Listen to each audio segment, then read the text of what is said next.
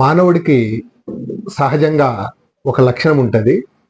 అదేంటి అంటే ఎవరు మనవారు, ఎవరు మనవారు కాదు అన్నటువంటిది మనసులో ఒక ఆత్రత ఉంటుంది.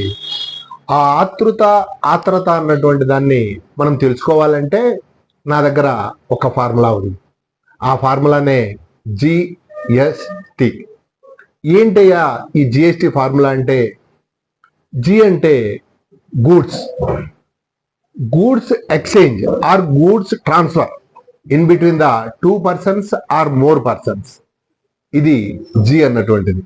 రెండోది ఏంటంటే ఎస్, సర్వీస్ ట్రాన్స్ఫర్ ఆర్ నీ పనిని వాళ్ళు, వాళ్ళ పనిని నీవు చేయడం, చేయించుకోవడం. మూడవది టీ అంటే టీచింగ్ ఆర్ నాలెడ్జ్ షేరింగ్, జ్ఞానాన్ని పంచుకోవడం.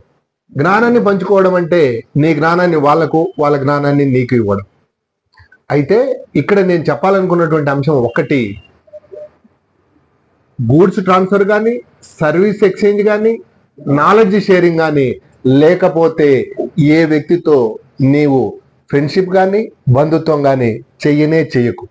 ఎందుకయ్యా అంటే నీ యొక్క అభివృద్ధికి ఈ మూడే ప్రధానమైనటువంటి అంశాలు. ఈ మూడు లేకుండా మానవ అభివృద్ధి ఉండదు.